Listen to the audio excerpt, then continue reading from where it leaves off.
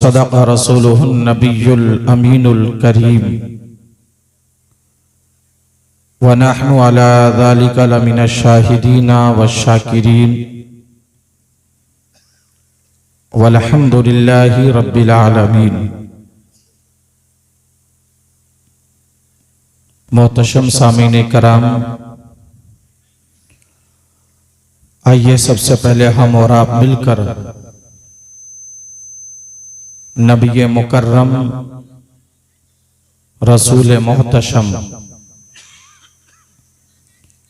ताजदारी अरब व अजम जमीलुल शियम शफीउल उमम साहिबे करम नूरे अनवारे किदम जनाबे अहमद मुजतबा मोहम्मद मुस्तफ़ा अलैहि तहियतु व सना की बारगाह बेकसपना में, जिसको अपने आका से, अपने नबी से, अपने रसूल से जितनी मोहब्बत हो, अपनी मोहब्बत का सबूत देते हुए बावाज़े बुलंद दुरूद शरीफ पढ़ लीजिए। अल्लाहु मुहम्मदिन सल्लल्लाहु अलैहि वसल्लम नहनु बादु मुहम्मदिन सल्लल्लाहु अलैहि वसल्लम सलातन तब्का व तदूमु बिदवामिल मलिकिल हय्यिल क़य्यूम। अल्लाह रब्बुल इज़्ज़त परवरदिगार आलम का बेपनाह करम, एहसान और शुक्र है कि उसने अपनी तौफीक खास से हमें और आपको इस अजीम शान कसीरुल बरकात और अजीमुल मकासिद महफिल में हाजिरी का शरफ अता फरमाया है। और ये आप हजरात बाखूबी वाकिफ हैं कि आज का ये जलसा, आज का ये प्रोग्राम बनाम जश्न दस्तार बंदी व इमाम अहमद रजा कॉन्फ्रेंस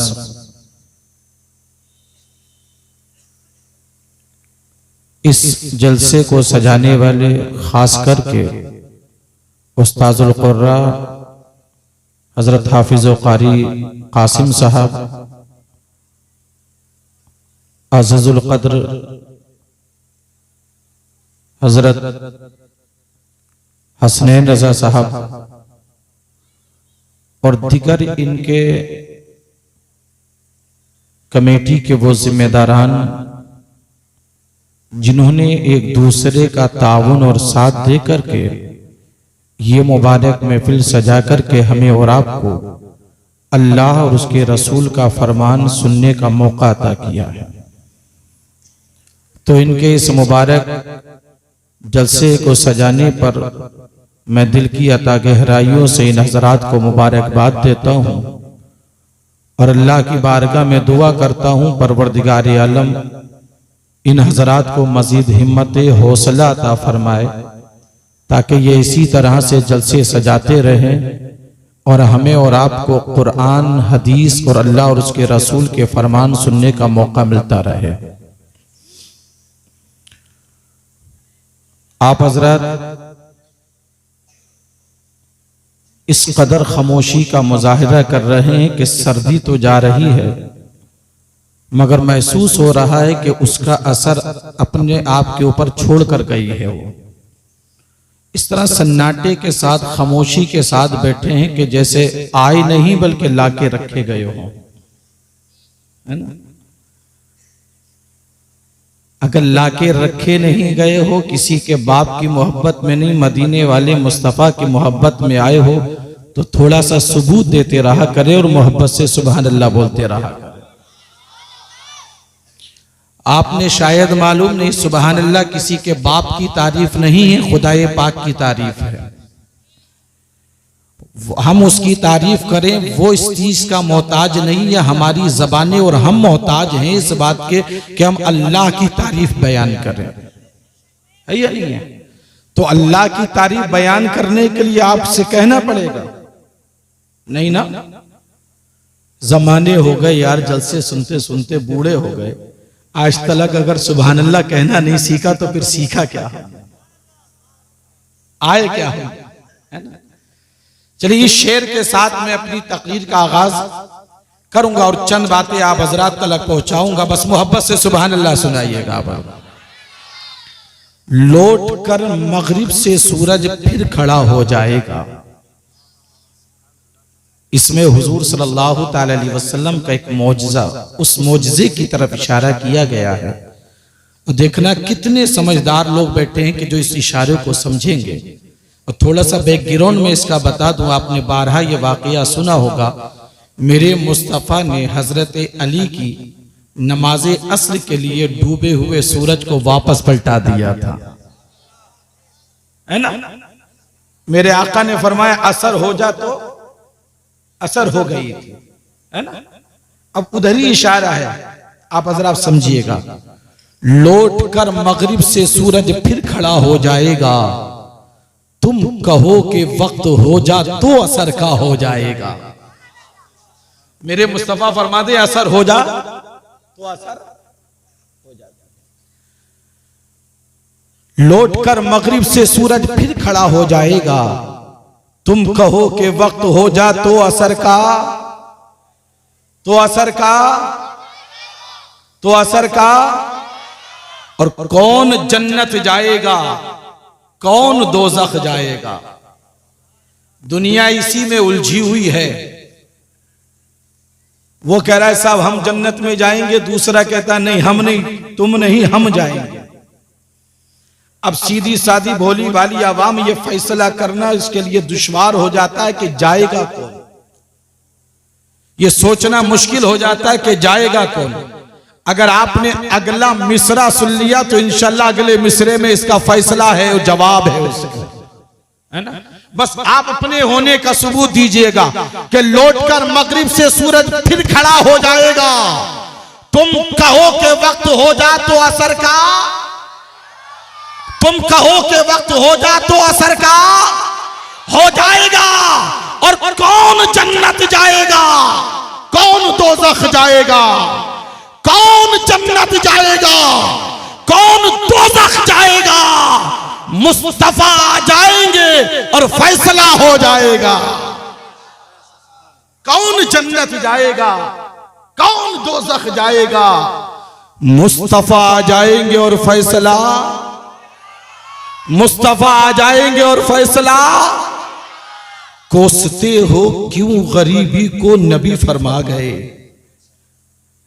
कोसते हो क्यों गरीबी को नबी फरमा गए। मां का चेहरा देख लो तो हज अदा हो जाएगा। कोसते हो क्यों गरीबी को नबी फरमा गए, मां का चेहरा देख लो तो हज। और एक ही सजदा किया ये सोचकर शब्बीर ने, एक ही सजदा किया ये सोचकर शब्बीर ने, दूसरा सजदा कयामत में अदा हो जाएगा। दूसरा सजदा कयामत में अदा हो जाएगा।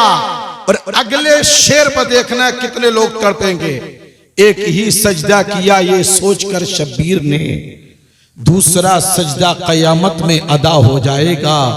और नारे अख्तर रजा कोई लगा कर देखिए, नारे अख्तर रजा कोई लगा कर देखिए, बदअकीदों के घरों में ज़लज़ला हो जाएगा। नारे अख्तर रजा कोई लगा कर देखिए, बदअकीदों के घरों में ज़लज़ला हो जाए। नारे तकबीर, नारे रिसालत, मसलके आला हजरत, बस्ती बस्ती करिया करिया, बस्ती बस्ती करिया करिया। नारे तकबीर, नारे अख्तर रजा कोई लगाकर देखिए, बदअकीदों के घरों में ज़लज़ला हो जाएगा। हजरात, हम और आप जिस समाज और जिस मुआशरे में जिंदगी गुजार रहे हैं, जिस सोसाइटी में हम और आप रहते हैं, इस मुआशरे और सोसाइटी में मुख्तलिफ धर्म के लोग हैं, मुख्तलिफ मज़ाहिब के मानने वाले लोग मौजूद हैं। प्यारे, इस दुनिया के अंदर बेशुमार मजहब के लोग हैं, बेशुमार धर्म के मानने वाले लोग मौजूद हैं, लेकिन दुनिया में किसी भी मजहब का मानने वाला क्यों ना हो, किसी भी धर्म का मानने वाला क्यों ना हो, अगर आप उससे मालूम करें कि जरा ये बताओ कि तुम्हें सबसे पहला पैगाम किस बात का दिया गया है, प्यारे, दुनिया के किसी भी मजहब का मानने वाला आपको ये नहीं बता सकता है कि सबसे पहला पैगाम किस बात का दिया गया है।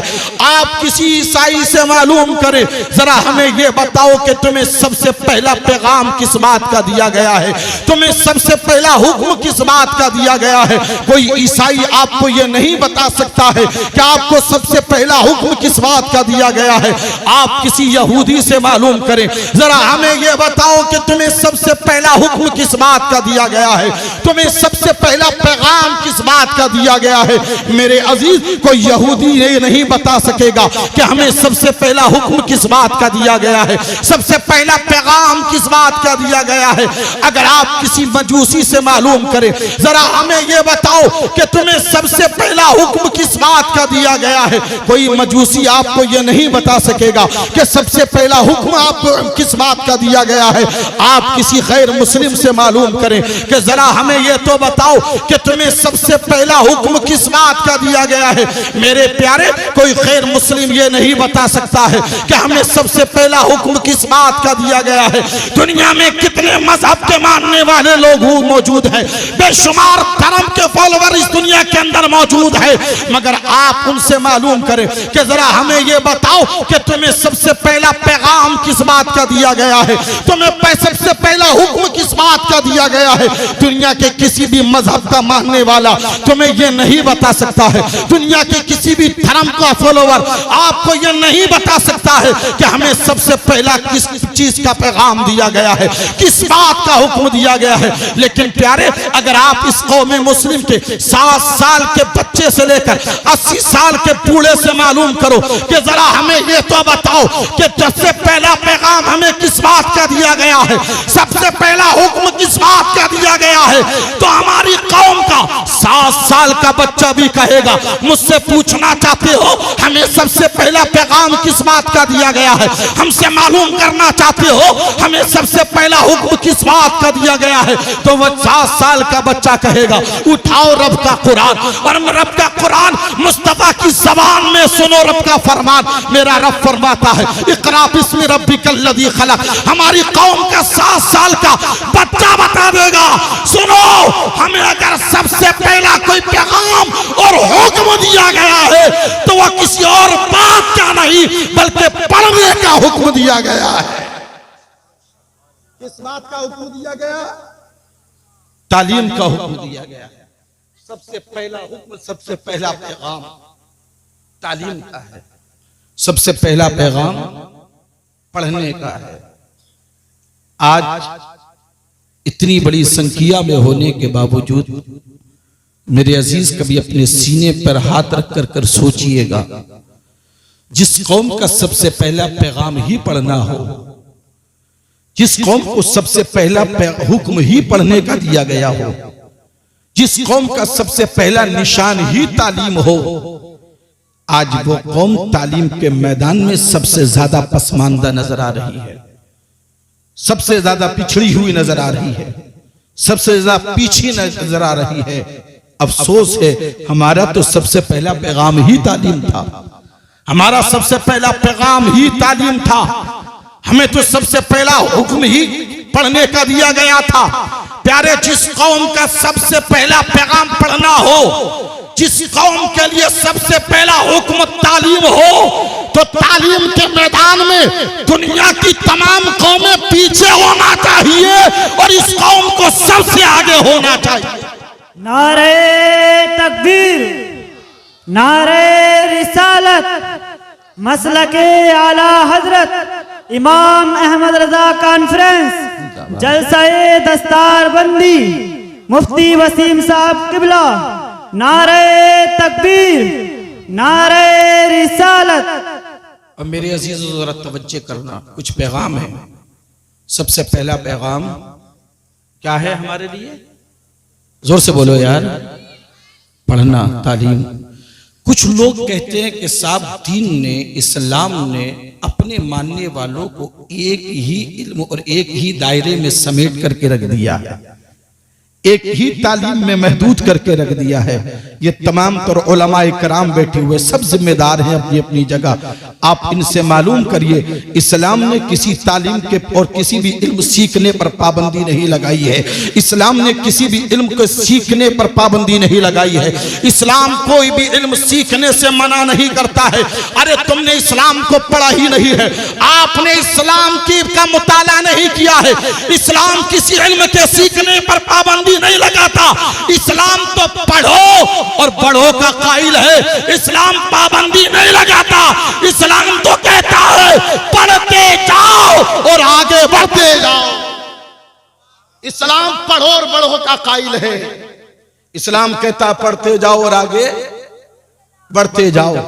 लेकिन एक इशारा है, इस्लाम ने किसी इल्म के सीखने पर पाबंदी तो नहीं लगाई, वो तो पढ़ो और बढ़ो का कायल है। मगर इस्लाम ने एक बात जरूर कही है, आप कोई भी इल्म सीखिए, किसी भी इल्म सीखने के लिए मनादी नहीं है, किसी भी इल्म को सीखने पर मुमानियत नहीं है, किसी भी इल्म को सीखने के लिए मना नहीं किया गया है। मगर हाँ इतना जरूर है, आप जो भी इल्म सीख रहे हो उस इल्म पर तुम्हारे रब के नाम की मोहर होना जरूरी है। और ये आप पढ़कर दी इक़रा बिस्मि रब्बिकल्लज़ी खलक, ये तमाम तर उलमा बैठे हैं, बिस्मि रब्बिकल्लज़ी खलक, ये बिस्मि रब्बिकल्लज़ी जो है इसमें इशारा इस बात की तरफ है, इल्म कोई भी हो, इल्म कोई भी सीखो, मगर जो तुम इल्म सीख रहे हो उस इल्म पर तुम्हारे नाम के मोहर जरूरी है। इसलिए ऐसा ना हो कहीं वो इल्म तुम्हें गुमराह ना कर दे, कहीं वो इल्म तुम्हें भटका ना दे, कहीं राह से हटा ना दे। और जब तुम्हारे वो जो इल्म सीख रहे हो उस इल्म पर जब तुम्हारे रब के नाम की मोहर होगी, वो इल्म तुम्हें भटकाएगा नहीं, गुमराह नहीं करेगा, बल्कि अगर भटके हुए होगे तो तुम्हें मुस्तफा से भी मिला देगा और खुदा से भी मिला देगा। लेकिन कुछ लोगों की ज़हनियत, सोच हमारी ये है, कुरान की तालीम सीख के होगा क्या, कुरान पढ़ के होगा क्या। अगर कोई बेचारा ऐसा दर्द रखने वाला अपने बच्चे को किसी मदरसे में अगर दाखिल कर दे, समाज की जिम्मेदारी क्या बनती है, उसका हौसला बढ़ाना। परिवार के लोगों की जिम्मेदारी, खानदान के लोगों की जिम्मेदारी बनती है उसको थपथपाना, हिम्मत देना, हौसला बढ़ाना। मेरे भाई तूने वो काम किया है कि ये बच्चा अगर हाफिज कुरान बन गया, अपनी बख्शिश का सामान भी होगा, तेरी बख्शिश का सामान भी होगा और खानदान के लोगों की बख्शिश का जरिया भी बन जाएगा। मगर बजाय ये कहने कि हम तानो तशनी करते हैं, हम कहते हैं लो मियां इन्होंने मदरसे में छोड़ दिया बच्चे को, अब तो ये मदरसे की चटाइयां तोड़ेगा, सदका और खैरात खाएगा। तरह तरह के इल्जाम लगाए जाते हैं, तरह तरह की बातें कही जाती हैं। मेरे अजीज, मैं उन तलबा से भी हाथ जोड़ करके अर्ज करूंगा, अगर कोई तुम्हें तानो तशनी का निशाना बना रहा है, मायूस होने की जरूरत नहीं है। अपने नबी की जिंदगी अपनी निगाहों के सामने रखो। मेरे मुस्तफा के साथ क्या ना किया गया, मक्का छोड़ने पर मजबूर किया गया, ताइफ की वादियों में मेरे मुस्तफा के साथ क्या नहीं किया गया। जालिमों ने कौन सा जुल्म ऐसा था, कौन सा ऐसा ताना था जो मेरे मुस्तफा को दिया नहीं। लेकिन मेरे आका की जिंदगी पढ़कर देख लो, मेरे आका का मिजाज ये था, जितने ताने दिए जाते थे मेरे मुस्तफा के मिशन को बढ़ाने के लिए कदम पीछे नहीं हटते थे।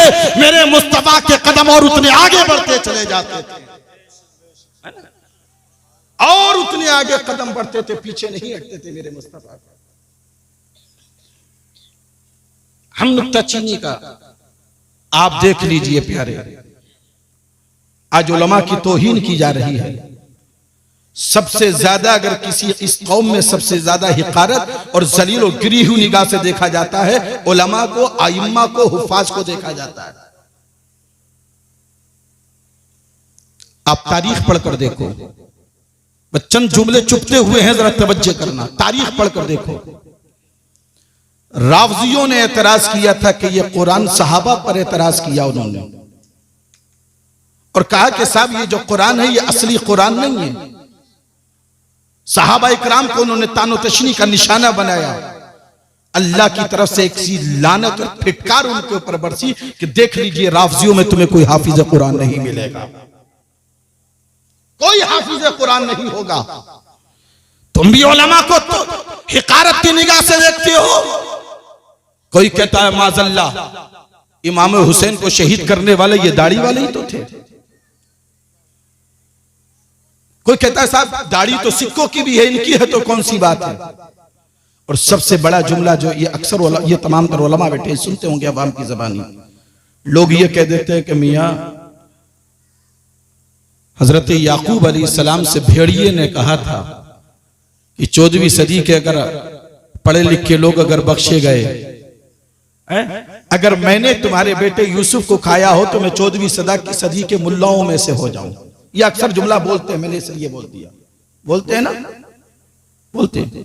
मैं सबसे पहले जिम्मेदारी के साथ ये कहता हूं, बड़ी जिम्मेदारी के साथ, अगर किसी में हिम्मत हो तो ये जुमला मुझे किसी किताब में लिखा हुआ दिखा दें आप, लेकिन किताब मुस्तनद होना चाहिए। आप किसी किताब में नहीं दिखा सकते कि उस भेड़िए ने ये बात कही हो। और दूसरी बात है ये है, अगर भेड़िए ने कही भी है तो वो भेड़िया था, तुम कौन हो? वो भेड़िया था, तुम हमें बताओ कौन है यार। तुम्हें भेड़िए की बात तो याद रही, लेकिन मुस्तफा ने जो इनकी अजमतें बयान फरमाई वो तुम्हें याद क्यों नहीं रहा? जो कुरान ने अजमतें बयान की है वो तुम्हें क्यों याद नहीं रहा? क्या तुमने मेरे मुस्तफा का वो फरमान नहीं सुना? मेरे आका फरमाते हैं इल्म हासिल करने वाले ये तलाबा अगर किसी कब्रिस्तान के करीब से गुजर जाए तो अल्लाह उस कब्रिस्तान के मुर्दों से 40 दिन के लिए अजाब उठा लिया करता है। प्यारे, वो भेड़िए की बोली तुम्हें याद है, मगर मुस्तफा का ये फरमान तुम्हें याद क्यों नहीं है? वो फरमान क्यों याद नहीं तुम्हें? मेरे मुस्तफा ने फरमाया अगर ये एक बच्चा तीन की तालीम हासिल करने वाला अगर कब्रिस्तान के किनारे से गुजर जाए ना, सिर्फ गुजर जाए, अल्लाह 40 दिन के लिए उस कब्रिस्तान के मुर्दों से अजाब उठा लेता है। ये भूल गए, सिर्फ भेड़िया ही याद है। कहीं गहरा रिश्ता तो नहीं है उससे, कोई ताल्लुक ज्यादा गहरा तो नहीं है। गौर करना कभी यार कि हमें भेड़िए की बात, जहां चौराहों पे बैठे हुए, होटलों पे बैठे हुए हो, वो यही जिक्र चलता है तो मियां यही बातें होती हैं। भेड़िए की कहानी तुम्हें बहुत याद है, लेकिन मुस्तफा की बयान की हुई ये फजीलत तुम्हें याद क्यों नहीं है? अब जरा गौर करना कि तुम्हारा रिश्ता मदीने वाले मुस्तफा से मिल रहा है या उस भेड़िए से मिल रहा है। गौर करना, और अगर गौर कर लोगे तो मेरा यकीन कहता है कि तुम भेड़िए वाली बात कहना ही भूल जाओगे। बात चल रही थी इल्म हासिल करो, हिकारत की निगाह से ना देखो, हिकारत की निगाह से नहीं देखो। और फिर एक मसला बड़ा अजीब है, लोग कहते हैं यार ये मौलवी खाते बहुत है। जब खाते हैं तो तुम अपने बच्चों को मौलवी बनाते क्यों नहीं हो? तुम्हारे बच्चे भी ऐसे ही खाएंगे, आप क्यों नहीं बना लेते? आपसे किसने मना किया? आप अपने बच्चों को मत खिलाओ। ये खाते हैं तो अल्लाह का शुक्र है, अल्लाह इन्हें अता फरमाता है। और ये इतने बैठे, इनका कमाल नहीं, इनके सीनों में जो कुरान और मुस्तफा का जो दीन है ये उसकी अजमतें हैं, ये उसकी अजमतें हैं। और आओ सुनेंगे एक रिवायत यहाँ पर तमाम तर उलमा के कदमों का बोसा लेते हुए ये एक रिवायत बयान करता हूँ। मेरे हदीस पाक है, मेरे आका करीम सल्लल्लाहु अलैहि वसल्लम इरशाद फरमाते हैं अल्लाह तबारक व तआला ने अपने पैगंबर हजरत सुलेमान अलैहिस्सलाम को वही के जरिए 3 बातों का में से एक बात चुनने का ऑप्शन दिया था, इख्तियार दिया था। मेरे मुस्तफा फरमाते हैं मेरे रब ने 3 बातों में से हजरत सुलेमान अलैहिस्सलाम को एक बात चुनने का इख्तियार फरमाया मेरे पैगंबर मैं तुम्हें 3 बातों में से एक बात चुनने का इख्तियार देता हूं। तुम इन 3 बातों में से जो एक बात चुन लोगे उसे तुम्हें नवाज दिया जाएगा। नारे तकबीर, नारे रिसालत, मसलके आला हजरत शायर इस्लाम सानर भाई साहब किबला, नारे तकबीर, नारे रिसालत। देखिए माशाल्लाह अब हमारे बाजू काफी मजबूत हो रहे हैं, क्योंकि हमारे ही परिवार के लोग माशाल्लाह मिंबर रसूल की जीनत बन रहे हैं। आप इन हजरात के नूरानी चेहरों की ज़ियारत भी करते रहें और बस तकरीर भी समात करते रहें। अल्लाह के पैगंबर हजरत सुलेमान अलैहिस्सलाम बादशाह गुजरे हैं ना, अल्लाह ने बादशाहत अता फरमाई थी, लेकिन कैसे? अल्लाह ने 3 बातों में से एक बात चुनने का इख्तियार अता फरमाया।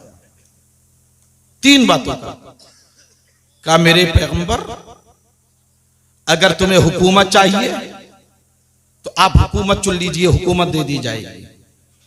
दूसरा इख्तियार दिया गया, अगर तुम्हें मालो दौलत चाहिए तो आप चुन लीजिए, आपको मालो दौलत से नवाज दिया जाएगा। तीसरी बात, अगर इल्म चाहिए तो तुम्हें इल्म से नवाज दिया जाएगा। कितनी बातें? आप अपने गिरमान में झांक कर देखो, अगर हमें इन 3 बातों में से किसी एक बात को चुनने का इख्तियार दे दिया जाए, हम किधर जाएंगे? इल्म को तो पीछे रख देंगे। अरे इल्म को क्या होगा? अरे हुकूमत मिल गई, तख्त मिल गया, बादशाह बन जाऊंगा, राज करूंगा, इससे बड़ी बात कौन सी हो सकती है? या दूसरी चीज चुनेंगे कि मान लो दौलत पैसा आ जाएगा तो मेरा पूरे समाज में वाह वाह होगी, मुझे सारे लोग सलाम करेंगे। यह हमारी सोच है, हमारी फिक्र है, लेकिन वो अल्लाह के नबी थे, अल्लाह के पैगंबर थे। जब अल्लाह तबारक व तआला ने इन 3 बातों में से एक बात चुनने का इख्तियार दिया कि मेरे पैगंबर अगर हुकूमत चाहिए तो बता दीजिए, दौलत चाहिए तो वो बता दीजिए, अगर इल्म चाहिए तो वो बता दीजिए, इन 3 बातों में से एक बात चुन लीजिए। कुर्बान जाओ हजरत सुलेमान अलैहिस्सलाम पर। आपने हुकूमत को नहीं चुना, मालो दौलत को नहीं चुना, बल्कि उन्होंने हुकूमत को भी ठुकराया, मालो दौलत को भी ठुकराया। अगर चुना है तो उन्होंने इल्म चुना था, इल्म, और जब उन्होंने इल्म चुना तो इल्म की बरकत से अल्लाह ने बादशाहत भी अता फरमा दी और अल्लाह ने मालो दौलत से भी नवाज दिया। नारे तकबीर, नारे रिसालत, मसलके आला हजरत, फैजाने आला हजरत, फैजाने इल्मे दीने मुस्तफा, जश्ने दस्तारबंदी मुफ्ती मोहम्मद वसीम रजा साहिब किबला। माशाअल्लाह माशाअल्लाह माशाल्लाह। नकीब हिंदुस्तान पे करे खुलूस मोहब्बत हजरत मौलाना नाजिम रजा खलीली साहब किबला तशरीफ ले आए, है ना, और आते ही नारा लगा दिया। मैं बहुत देर से देख रहा हूँ, आप जानते हैं ना, जब मरीज ज्यादा खराब कंडीशन में हो, टेबलेट जब काम नहीं करती है तो इंजेक्शन लगाना पड़ता है। जब टेबलेट से काम नहीं करे तो इमरजेंसी में क्या होता है? और मैं देख रहा हूं जब जब आपके ऊपर, आप ना नींद के खुमार में जब मरीज बनते हो तो कभी इनके नारे, कभी अशार इनके जो है वो इंजेक्शन का काम कर देते हैं। अल्लाह अकबर, अल्लाह अकबर। आपको बेदार करते रहते हैं। बात इल्म की चल रही थी, समझ रहे? हजरत सुलेमान अलैहिस्सलाम ने 3 बातों में से किस बात को चुना? जोर से भूल गए, यही सुनने आते हो जोर से, अभी भूल गए, सुबह तक क्या याद रखोगे? क्या चुना? इल्म को। इल्म की बरकत देखिए, इल्म चुना था, इल्म की बरकत से अल्लाह ने उन्हें बादशाहत भी अता फरमा दी और अल्लाह ने उन्हें मालो दौलत से भी नवाज दिया। बेशक बेशक। तुम क्या समझते हो इसमें कुछ नहीं है? अब जिसका बेचारे का प्याला ही खाली हो, कांसा ही खाली हो, जी, उसे क्या मिले? अल्लाह अल्लाह अल्लाह।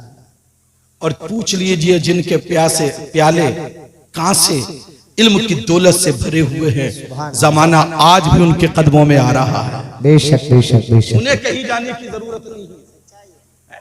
अभी मियार 1 महीना तकरीबन नहीं गुजरा होगा, मेरे पास 4 जगह से तकरीबन ऐसे फोन आए, एक काबिल आदमी की जरूरत है और तनख्वाह बड़ी माकूल। तो जरूरत आज भी ऐसी चीज की है कि हमारे कांसों में होना चाहिए, प्यालों में होना चाहिए। नहीं है तो फिर तो कहीं भी कुछ नहीं मिल सकता है ना। इल्म हासिल करो, अपने बच्चों को इल्म दीन की दौलत से नवाज की तरफ रागिब करो, मदरसों की तरफ। आज हाफिज कासिम साहब, हसनैन साहब, इनकी पूरी टीम ने यहां अल्हम्दुलिल्लाह इदारा खोला है आपके बच्चों के लिए। क्या जरूरत थी इन्हें? क्या जरूरत थी इन्हें? क्यों ये मेहनत कर रहे हैं?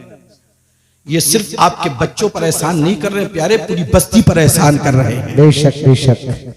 और ये नहीं मैं नहीं कह रहा, मेरे आका फरमाते हैं अल्लाह तबारक व तआला जब किसी बस्ती पर अजाब नाजिल फरमाना चाहता है और फरिश्तों को हुक्म देता है जाओ इस बस्ती पर अजाब लेकर के आ जाओ, जब वो अल्लाह के फरिश्ते ना उस बस्ती पर अजाब लेकर के जाते हैं तो तुम तो बिस्तरों पर सोते होते हो। ये छोटे छोटे बच्चे हैं ना, फजर से पहले सख्त सर्दी के मौसम में फजर से पहले उठ करके रब के कुरान की तिलावत कर रहे होते हैं, रब का कुरान पढ़ रहे होते हैं। जब वो फरिश्ते आते हैं और इस मंजर को देखते हैं, ये छोटे छोटे बच्चे हैं, फजर से पहले जमाना सो रहा है मगर ये उठ करके रब के कुरान की तिलावत कर रहे हैं। बारगाहे रब्बुल इज्जत में वो ये फरिश्ते अर्ज करते हैं मौला जिस बस्ती पर तूने अजाब के लिए भेजा था वहां तो छोटे छोटे बच्चे हैं जो तेरे मुकद्दस कुरान की तिलावत कर रहे हैं।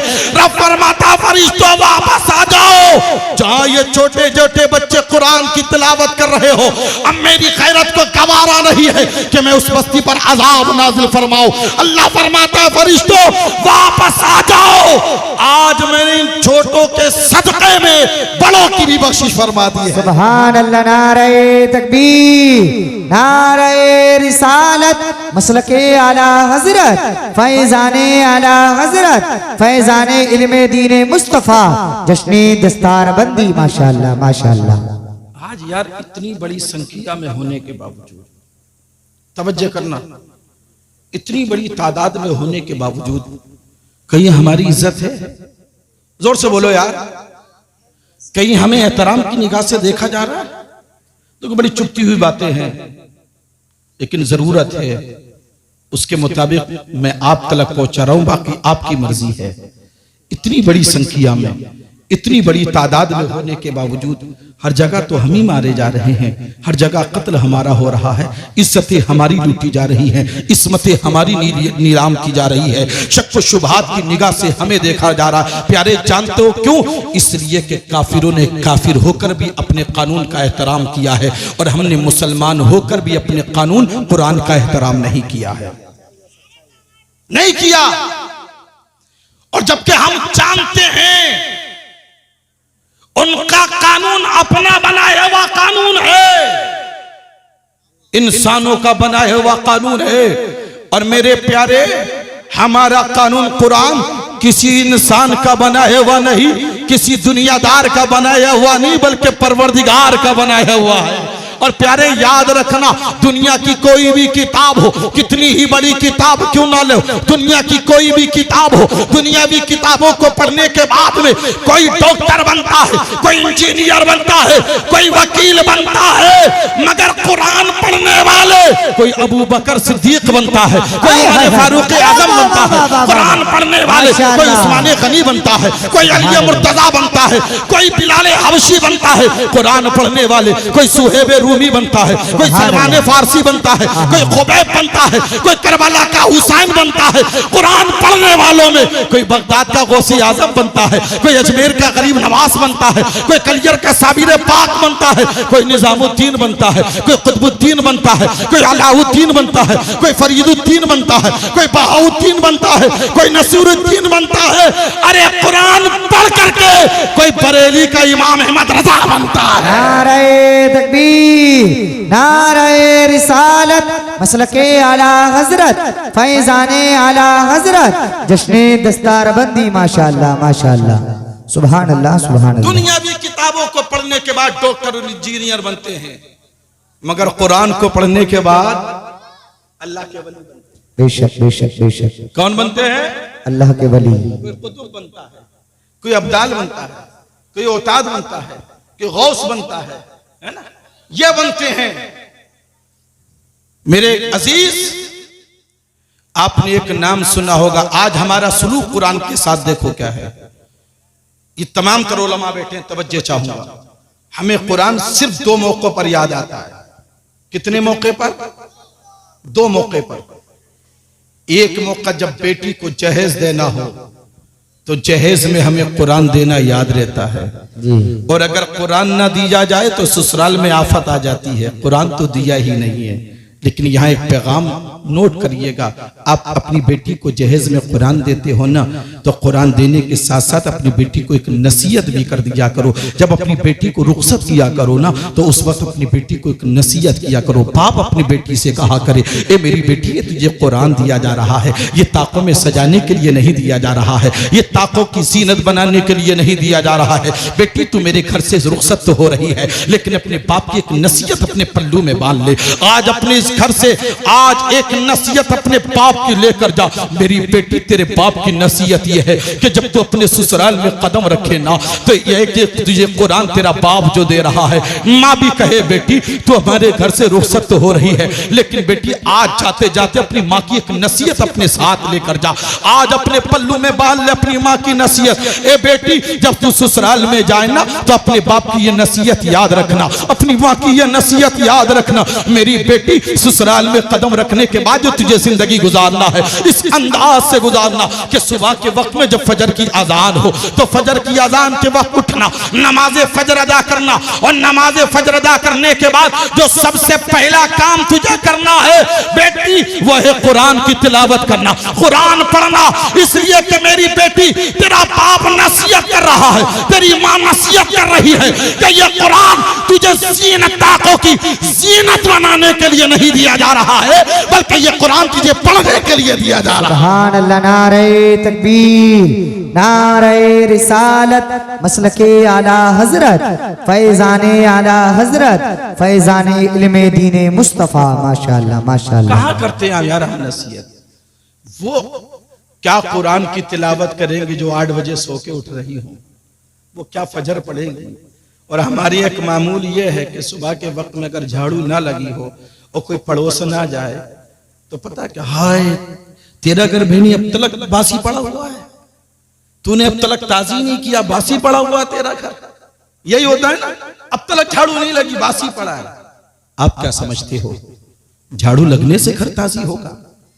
वक्ती तौर पर तो हो सकता है, लेकिन मेरे प्यारे, अगर तुम ये चाहते हो कि तुम्हारे घर में अल्लाह की रहमतें नाजिल हो, तुम ये चाहते हो कि अल्लाह की बरकतें नाजिल हो, अगर तुम ये चाहते हो, नारे तकबीर, नारे रिसालत, मसलके आला हजरत, फैजाने आला हजरत, फैजाने इल्मे दीने मुस्तफा, खतीब हिंदुस्तान हजरत अल्लामा मुफ्ती मोहम्मद फुरकान रजा साहिब किबला मंजरी, उलमाए अहले सुन्नत, जश्ने दस्तारबंदी, नारे तकबीर, नारे रिसालत। माशाअल्लाह।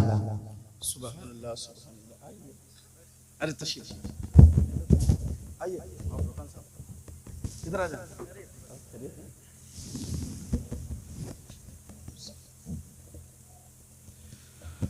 आप अपने माथे की निगाहों से देख रहे हैं मुल्क हिंदुस्तान का अजीम खतीब, अजीम हीरा, अजीजुल क़द्र हज़रत अल्लामा मौलाना फुरकान रज़ा मंजरी साहब के बिला हमारे और आपके निगाहों की भी जीनत बन चुके हैं और मसनद रसूल की जीनत भी बन चुके हैं। इंशाअल्लाह मेरे बाद हजरत का भी खूबसूरत बयान हमें और आपको सबको समाअत करना है। हजरत का आना मेरे जाने का सिग्नल है, इसलिए बस मैं तकरीर समेटूंगा। आप हजरत जरा तवज्जो कीजिए और मोहब्बत से बोले सुभान अल्लाह, और जी लगाकर बोलिएगा सुभान अल्लाह। आज हमारा सलूक क्या है कुरान के साथ? मैंने कहा ना, एक मौका वो होता है बेटी के जहेज के वक्त में कुरान, और दूसरा मौका पता है हमें कुरान का भी याद आता है जब किसी की रूह नहीं निकल रही हो ना, रूह नहीं निकल रही हो, नज़ा की हालत में हो, उस वक्त हमें कुरान याद आता है। दौड़े दौड़े जाते, इमाम साहब जरा आना, मुफ्ती साहब आना, मुआ साहब आना, हाफिज साहब आना, कारी साहब आना, जरा सूरह यासीन पढ़ दीजिए ताकि रूह आसानी के साथ निकल जाए। क्या कहते हैं? ये होता है ना कि जरा चलिए तो जरा सूरह यासीन पढ़ दीजिए ताकि रूह आसानी के साथ निकल जाए। ये उस वक्त हमें कुरान याद आता है। क्या सोच है यार हमारी? आपने क्या समझ लिया कुरान आपको मारने आया था? आपने क्या सोच लिया कि भाई आ जाए सूरह यासीन पढ़ दें, सूरह यासीन पढ़ देंगे रूह आसानी के साथ निकल जाएगी? आपने क्या सोचा है? कुरान आपको मारने आया? नहीं, कुरान आपको मारने नहीं आया था, कुरान तो आपको जिंदगी देने आया था। आपने समझा ही उल्टा है। प्यारे, अगर तुमने कुरान से रिश्ता मजबूत किया होता, कुरान से ताल्लुक जोड़ा होता, अगर कुरान को अपना बनाया होता, कुरान के करीब गए होते ना, तो कुरान तो अपने मानने वालों को, अपने पढ़ने वालों को ऐसी जिंदगी देता है, ऐसी जिंदगी देता है कि प्यारे, अगर तुम कुरान से रिश्ता मजबूत कर लोगे, कुरान से ताल्लुक जोड़ लोगे, तो फिर वो जिंदगी मिलेगी कि जान कहेगा ये मुर्दा है और कुरान कहेगा कि ये जिंदा है। तुमने सोचा गलत है यार। आज हमारा सुलूक देखो कुरान के साथ क्या है। मुझे यहां डॉक्टर इकबाल याद आया। कौन नहीं जानता डॉक्टर इकबाल को? डॉक्टर इकबाल के एक दोस्त ने ना, जब डॉक्टर इकबाल का चर्चा सुना कि कुरान, डॉक्टर इकबाल को कुरान से बड़ी मोहब्बत है, कुरान का बड़ा अदब और एहतराम करते हैं, तो वो डॉक्टर इकबाल से मुलाकात करने के लिए आया। दरवाजे पर पहुंचा, दस्तक दी, दरवाजा खुला, अंदर पहुंचा तो उसने क्या देखा कि जिस कमरे में डॉक्टर इकबाल रहते उसमें एक मेज रखी हुई है, उसके ऊपर दुनिया भी बहुत सारी किताबें रखी हुई हैं और उन किताबों के ऊपर कुरान बगैर गिलाफ के रखा हुआ, क्या बगैर कपड़े के। ये पौंड की बात है, तवज्जो करना। उस दोस्त ने हैरान हुआ, कहा डॉक्टर इकबाल ये क्या कुरान के साथ तुम्हारा सलूक है? मैं तो ये समझता था कि कुरान के साथ तुम्हारा सलूक बहुत अच्छा होगा, बड़ा एहतराम करते होगे। ये क्या है कि दुनियावी किताबों के ऊपर बगैर गिलाफ, बगैर कपड़े के कुरान रखा हुआ है?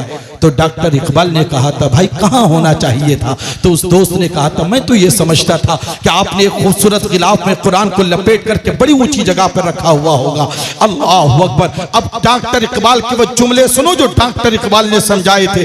डॉक्टर इकबाल ने कहा, मेरे दोस्त अब तेरी बात का जवाब मैं बाद में दूंगा, लेकिन पहले मैं तुझसे एक सवाल करता हूँ। डॉक्टर इकबाल ने अपने दोस्त से कहा था, मेरे दोस्त जरा ये तो बता, अगर कोई शख्स माजूर हो, अपाहिज हो, जो बेसाखियों के सहारे से चलता हो, मेरे दोस्त जरा ये बता, क्या वो अपनी बेसाखियां कभी अपने से दूर रखता है? क्या अपनी बेसाखियां वो अपने आप से जुदा रखता है? दोस्त ने कहा था, नहीं नहीं, वो अपनी बेसाखियां अपने आप से दूर नहीं रखता है, अपनी बेसाखियों को अपने साथ रखता है, इसलिए कि पता नहीं कब बेसाखियों की जरूरत पड़ जाए। डॉक्टर इकबाल ने कहा था, नादान, तूने समझा ही नहीं है, ये कुरान हमारी बैसाखियां है, बैसाखियां।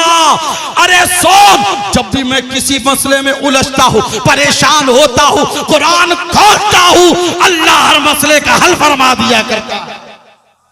हर मसले का हल मुझे कुरान में मिल जाता है। का बैसाखियां है। आज हमने कुरान को अपनी बैसाखी समझना बंद कर दिया, इसलिए हमारी रग़बत दीनी तालीम से दूर हो गई। आज हमारी इस तरफ तवज्जो नहीं है, हम बड़ी हिकारत की निगाह से देखते हैं। बस आखिरी बात कहकर के मैं अपनी तकरीर खत्म करूं प्यारे, ताकि आप इन हुफ्फाज का अदब और एहतराम जानो। ये हुफ्फाज है ना, ये माशाल्लाह दो बच्चों की फरागत भी हो रही है। कोई कितने बड़े ओहदे पर फाइज क्यों ना हो जाए, लेकिन जब वो रिटायर होता है तो उसके आगे क्या लग जाता है? अगर कोई अफसर हो, कोई प्रधानी मान लीजिए, प्रधानी चली जाए तो क्या होता है? पूर्व प्रधान, साबिक प्रधान, यही होता है ना। किसी हाफिज के नाम के आगे भी साबिक लिखा हुआ देखा है? किसी कारी के नाम के आगे पूर्व लिखा हुआ देखा है? किसी आलिम के नाम के आगे भी लिखा हुआ देखा है? नहीं। इसलिए कि कुरान से जो अजमतें मिलती हैं, इज्जतें मिलती हैं, इंसान कब्र में भी चला जाए तभी वो इज्जतें खत्म नहीं होती। क्यों? इसलिए कि कुरान के बहुत सारे माने हैं, नाम हैं। बस आखिरी बात है, तवज्जो करना। कुरान के बहुत सारे नाम हैं, उनमें से एक नाम है कुरान मजीद। क्या? मजीद। इसके माने आपको पता क्या है? इसके माने आते हैं बुजुर्गी। क्या? बुजुर्गी के माने आते हैं अजमत वाला। कुरान मजीद को मजीद इसलिए कहा जाता है कि कुरान जब बैतुल मामूर से चला तभी तमाम किताबों से अफजल। अब जरा तवज्जो करते जाना, गौर है आप हज़रात की तवज्जो है। कुरान जब बैतुल मामूर से चला तमाम किताबों से, जोर से बोलो, अफजल। जो जिब्रील फरिश्ता लेकर आया वो फरिश्ता तमाम फरिश्तों से अफजल। कुरान जिस हवा में आया वो हवा अफजल। कुरान जिस फजा में आया वो फजा अफजल। कुरान जिस महीने में आया वो महीना अफजल। कुरान जिस सीने में आया वो सीना। अफजल कुरान जिस मदीने में आया वो मदीना, अफजल कुरान जिस जमाने में आया वो जमाना, अफजल कुरान जिस काशाने पे आया वो काशाना, अफजल और कुरान जिस रात में आया वो रात तमाम रातों से अफजल, और कुरान जिस जात पर आया वो जात मोहम्मदुर रसूलुल्लाह की तमाम जातों से अफजल है। बेशक नारे तकबीर, नारे रिसालत, मसलके आला हजरत, फैजाने आला हजरत, फैजाने इल्मे दीने मुस्तफ़ा, जश्ने दस्तारबंदी माशाअल्लाह। बड़ी तेजी के साथ कुरान जिस रात में आया वो रात तमाम रातों से लैलतुल क़द्र खैरुम मिन अल्फि शहर। पढ़ा? कुरान जिस रात में आया वो रात, जोर से बोलो यार, अफजल। अब मैं ज्यादा डिटेल में नहीं जाता कि बैतुल मामूर से आसमानी दुनिया पर कब आया और आसमानी दुनिया से यहाँ कब आया, उसका वक्त नहीं है। लेकिन जिस रात में आया वो रात हजार, ये जो सूरह कद्र के अंदर जिस बात का जिक्र किया गया है वो बैतुल मामूर से आसमानी दुनिया पर कुरान आया, जो यकबारगी आया है, हजरत जिब्रील अमीन लेकर आए। मुझे बताओ बैतुल मामूर से आसमानी दुनिया पर आने पर हजरत जिब्रील अमीन को देर कितनी लगी होगी? बस ये बात समझ लोगे तो बहुत कुछ समझ सकते हो। ये पूरी तकरीर का लुबे लुबाब है, कितनी देर लगी होगी यार हजरत जिब्रील अमीन को आने में। प्रैक्टिकल के तौर पर एक मिसाल से समझिएगा। जब हजरत यूसुफ अलैहिस्सलाम को उनके भाइयों ने कुएं में डाला था तो अल्लाह की तरफ से हुक्म हुआ, जिब्रील जन्नत से जाओ एक तख्त ले लो और यूसुफ के कुएं की तह तक पहुंचने से पहले ये जन्नत का तख्त वहां पहुंचा दो। स्पीड देखिएगा, रफ्तार देखिएगा हजरत जिब्रील अमीन की। अब इधर भाइयों ने हजरत यूसुफ अलैहिस्सलाम को कुएं में डाला, उधर हजरत जिब्रील अमीन हजरत यूसुफ अलैहिस्सलाम के कुएं की तह में पहुंचने से पहले वहां जन्नत का तख्त लेकर के आ जाते हैं। अब आओ दूसरी मिसाल समझो। हजरत इब्राहीम अलैहिस्सलाम ने अपने लगते जिगर इस्माइल अलैहिस्सलाम को जमीन पर लिटा दिया है, गर्दन पर छुरी रख दी है। इधर अल्लाह ने फरमाया, जिब्रील मेरे पैगंबर इब्राहीम के छुरी चलाने से पहले ये जन्नत से दुम्बा लेकर आ जाओ। अभी छुरी गर्दन तलक पहुंची नहीं थी, इससे पहले हजरत जिब्रील अमीन जन्नत से दुम्बा लेकर के आ गए। अब जरा मुझे बताओ, आपने रफ्तार का अंदाजा कर लिया होगा, आपने रफ्तार का अंदाजा कर लिया होगा कितना वक्त लगा होगा आने में। मैं कहता हूं फर्ज कर लीजिए 1-2 मिनट ही लगे होंगे, बाकी तो वहां सेकंड का भी मामला नहीं है। फर्ज कर लीजिए 1-2 मिनट लगे होंगे। प्यारे अब आप जरा गौर कीजिएगा, ये रफ्तार है हजरत जिब्रील अमीन की। अब कुरान जिस रात में आया वो रात 1000 महीनों की रातों से अफजल है, वो तमाम रातों से अफजल है। अब हजरत जिब्रील अमीन को बैतुल मामूर से आसमानी दुनिया तक ये कुरान लाने में देर कितनी लगी होगी? फर्ज कर लो 1-2 मिनट। अब जरा तवज्जो करना, जिस रात को कुरान से 1-2 मिनट की निस्बत हो जाए वो रात 1000 महीनों की रातों से अफजल हो जाए, तो जिस सीने में 50 साल तक कुरान महफूज रहे फिर उस हाफिज कुरान का मकाम क्या होगा? जिस रात को कुरान से 1-2 मिनट की निस्बत हो जाए, वो भी फर्ज करके, उस रात का मकाम यह हो जाए कि वो 1000 महीनों की रातों से अफजल हो जाए, तो जिस सीने में कुरान महफूज रहा 50 साल तक, सोचिएगा फिर उस हाफिज कुरान का मकाम और मर्तबा क्या होगा। अपने बच्चों को दीनी तालीम की तरफ रागिब करो, इसलिए कि मेरे मुस्तफ़ा ने फरमाया था क़यामत की निशानियों में सबसे पहली निशानी इल्म का उठ जाना है। आज पूरा ज़माना कुरान को मिटाने की कोशिश कर रहा है, लेकिन शायद वो ये भूल चुके हैं। दिया रोशन हुआ गारे हिरा से इसकी अजमत का, ये मेहराबी हरम और अर्श के जीनों पे लिखा है। सियासी नफरतों की आग क्या जलाएगी इसे, ये कुरान कागज पे नहीं सीनों पे लिखा है।